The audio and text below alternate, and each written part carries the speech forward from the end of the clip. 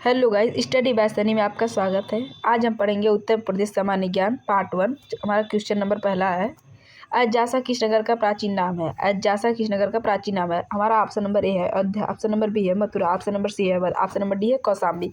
अजासा किस नगर का प्राचीन नाम है? तो अजासा किस नगर का प्राचीन नाम है? अयोध्या। अजासा किस नगर का प्राचीन नाम है? अयोध्या। बढ़ते हैं नेक्स्ट नंबर ऑप्शन नंबर दूसरे की तरफ।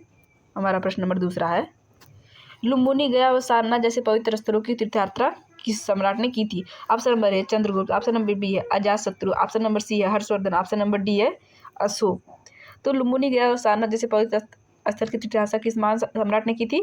अशोक सम्राट। किसने की थी? अशोक सम्राट। किसने की थी? अशोक सम्राट। आगे बढ़ते हैं क्वेश्चन नंबर तीसरे की तरफ। हमारा क्वेश्चन नंबर तीसरा है, भारत का कौन सा राज्य भारत की हिंदू पट्टी कहा जाता है? भारत कौन सा राज्य भारत की हिंदू पट्टी कहा जाता है? ऑप्शन नंबर ए है Jammu Kashmir, option number B है Uttar Pradesh, option number C है Andhra Pradesh, option number D है केरल। भारत का कौन सा राज्य भारत की हिंदू पट्टी कहा जाता है? तो उत्तर प्रदेश। किसको कहते हैं? उत्तर प्रदेश को। भारत की कौन सा राज्य भारत की हिंदू पट्टी कहा जाता है? उत्तर प्रदेश को भारत का हिंदू पट्टी कहा जाता है। आगे बढ़ते हैं क्वेश्चन नंबर चौथे की तरफ।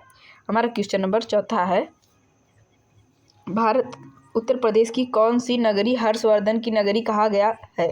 भारत की कौन सी नगरी हर्षवर्धन की नगरी कहा गया है? ऑप्शन नंबर ए है बाराबंकी, ऑप्शन नंबर बी है रायबरेली, ऑप्शन नंबर सी है कन्नौज, ऑप्शन नंबर डी है हमीरपुर। उत्तर प्रदेश की कौन सी नगरी हर्षवर्धन की नगरी कहा गया है? तो कन्नौज को। किसको कहा गया है? कन्नौज। उत्तर प्रदेश कौन सी नगरी को हर्षवर्धन की नगरी कहा गया है? कन्नौज। आगे बढ़ते हैं क्वेश्चन नंबर पाँचवें की तरफ। हमारा क्वेश्चन नंबर 5 है, उत्तर प्रदेश में बुद्ध निवास किस नगर में हुआ था? ऑप्शन नंबर है बहराइच, ऑप्शन नंबर बी है महोबा, ऑप्शन नंबर सी है कुशीनगर, ऑप्शन नंबर डी है संत रविदास नगर। उत्तर प्रदेश में बुद्ध का महापरिनिर्वाण किस नगर में हुआ था? तो किस नगर में हुआ था? कुशीनगर। किस नगर में? कुशीनगर। उत्तर प्रदेश में बुद्ध का महापरिनिर्वाण किस नगर में हुआ था? कुशीनगर। आगे बढ़ते हैं क्वेश्चन नंबर छठे की तरफ। हमारा क्वेश्चन नंबर छठा है, निम्न में से आजीविक संप्रदाय से परिवर्तन मुखली गोसाल की जन्मभूमि कौन सी है? किसकी जन्मभूमि? मुखली गोसाल। ऑप्शन नंबर बी ए है मथुरा, ऑप्शन नंबर बी है इलाहाबाद, ऑप्शन नंबर सी है कौशाम्बी, ऑप्शन नंबर डी है अयोध्या। निम्न में से आजीविक संप्रदाय के परिवर्तक मुखली गोसाल की जन्मभूमि कौन सी है? तो कौन सी है? कौशाम्बी। कौन सी है? कौशाम्बी। निम्न में से आजीविक संप्रदाय के परिवर्तक मुखली गोसाल की जन्मभूमि कौन सी है? कौशाम्बी। कौशाम्बी। आगे बढ़ते हैं क्वेश्चन नंबर 7वें की तरफ। क्वेश्चन नंबर हमारा 7वां, श्री कृष्ण भगवान ने अपना बचपन किस गांव में बिताया था? श्री कृष्ण भगवान ने अपना बचपन किस गांव में बिताया था? ऑप्शन नंबर ए है छपिया, ऑप्शन नंबर बी है गोकुल, ऑप्शन नंबर सी है मैनपुरी, ऑप्शन नंबर डी है बदाऊं। तो श्री कृष्ण भगवान ने अपना बचपन किस गाँव में बिताया था? गोकुल। किस गाँव में? गोकुल। किस गाँव में बिताया था? गोकुल गाँव में। आगे बढ़ते हैं क्वेश्चन नंबर 8वें की तरफ। हमारा क्वेश्चन नंबर 8वां है, अशोक स्तंभ पर हरिशेन द्वारा रचित समुद्रगुप्त प्रसिद्ध लेख कहाँ पर प्राप्त हुआ? अशोक स्तंभ पर हरिशेन द्वारा रचित समुद्रगुप्त प्रसिद्ध लेख कहाँ पर प्राप्त हुआ? ऑप्शन नंबर ए है प्रयागराज, ऑप्शन नंबर बी है मथुरा, ऑप्शन नंबर सी है कन्नौज, ऑप्शन नंबर डी है रामपुर। अशोक स्तंभ पर हरिशेन द्वारा रचित समुद्रगुप्त का प्रसिद्ध लेख कहाँ पर प्राप्त हुआ? तो प्रयागराज। कहाँ पर? प्रयागराज। कहाँ पर हुआ? प्रयागराज में। आगे बढ़ते क्वेश्चन नंबर 9 की तरफ। हमारा क्वेश्चन नंबर 9 आ गया है।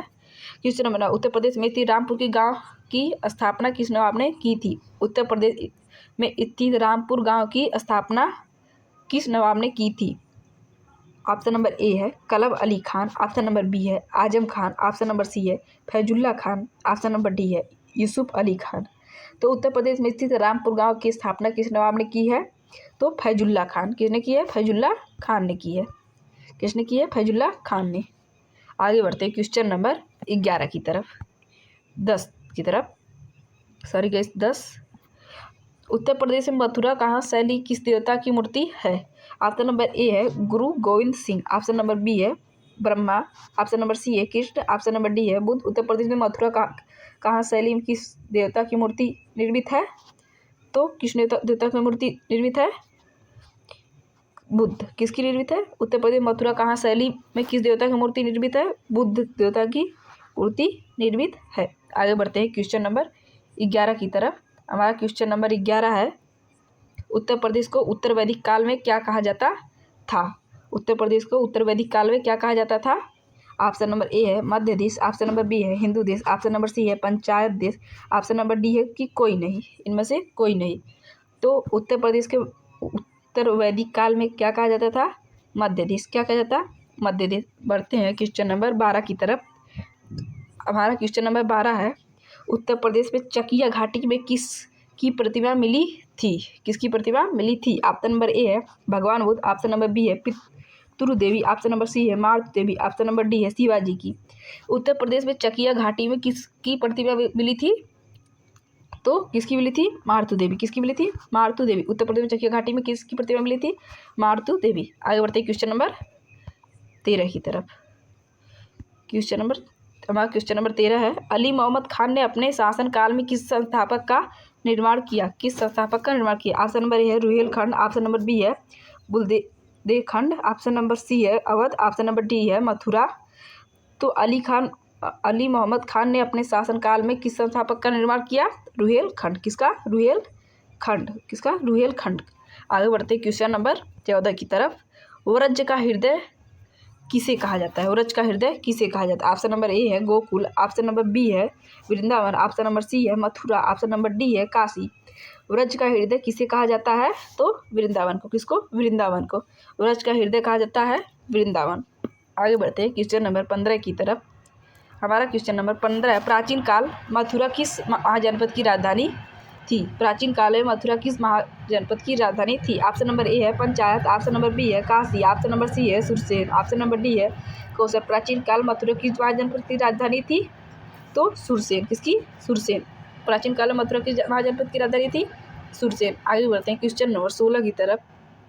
क्वेश्चन नंबर 16, अकबर के प्रधानमंत्री टोडरमल का जन्म कहाँ पर हुआ था? अकबर के प्रधानमंत्री टोडरमल का जन्म कहाँ पर हुआ था? ऑप्शन नंबर ए है शाहजहांपुर, ऑप्शन नंबर बी है चित्रकूट, ऑप्शन नंबर सी है कन्नौज, ऑप्शन नंबर डी है सीतापुर।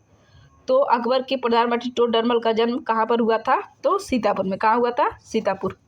आगे बढ़ते हैं क्वेश्चन नंबर 17 की तरफ। हमारा क्वेश्चन नंबर 17 है, प्राचीन काल में कन्नौज किस नाम से प्रसिद्ध था? प्राचीन काल में कन्नौज किस नाम से प्रसिद्ध था? ऑप्शन नंबर ए है पंचायत, ऑप्शन नंबर बी है कौशल, ऑप्शन नंबर सी है सुरसेन, ऑप्शन नंबर डी है कान्यकुब्ज। ऑप्शन नंबर डी है कान्यकुब्ज। प्राचीन काल में कन्नौज किस नाम से प्रसिद्ध था? तो कान्यकुब्ज। किस नाम से? कान्यकुब्ज। कान्यकुब्ज। आगे बढ़ते हैं क्वेश्चन नंबर 18 की तरफ। हमारा क्वेश्चन नंबर 18, प्राचीन काल में अयोध्या किस नाम से जाना जाता था?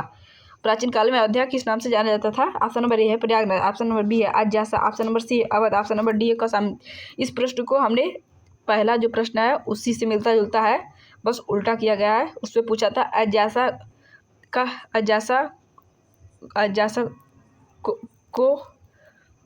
अजासा किसका प्राचीन नाम है? अजासा किसका प्राचीन नाम है? तो प्राचीन काल में अयोध्या किस नाम से जाना जाता था? तो अजासा। किस नाम से? अजासा। पहला हमारा क्वेश्चन इसी प्रकार से है, आप पढ़ लेना अजासा। आगे बढ़ते हैं क्वेश्चन नंबर 19 की तरफ। क्वेश्चन नंबर हमारा 19 है, रुहेलखंड के संस्थापक कौन सा शासक है? रुहेलखंड का संस्थापक कौन सा शासक है? तो ऑप्शन नंबर ए है अमीर वारिद पुतीन, ऑप्शन नंबर बी है नजीब खां, ऑप्शन नंबर सी है अली मोहम्मद खां। तो रुहेलखंड के संस्थापक कौन सा शासक है? अली मोहम्मद खां। कौन सा है? अली मोहम्मद खां। अली मोहम्मद खां। रुहेलखंड के संस्थापक कौन सा शासक है? अली मोहम्मद खां। आगे बढ़ते हैं क्वेश्चन नंबर 20 की तरफ। निम्नलिखित किस स्थिति से गुप्तकालीन यमुना की एक मूर्ति प्राप्त हुई थी? निम्नलिखित किस गुप्तकालीन यमुना की एक मूर्ति प्राप्त हुई थी? ऑप्शन नंबर ए है कौशल, ऑप्शन नंबर बी है प्रयाग, ऑप्शन नंबर सी है अहिच्छत्र, ऑप्शन नंबर डी है कुशीनगर। तो निम्नलिखित में से किस गुप्तकालीन यमुना की मूर्ति प्राप्त हुई? तो अहिच्छत्र। किसमें? अहिच्छत्र। आशा करती हूँ कि आपको वीडियो पसंद आया तो लाइक करें, सब्सक्राइब करें। धन्यवाद।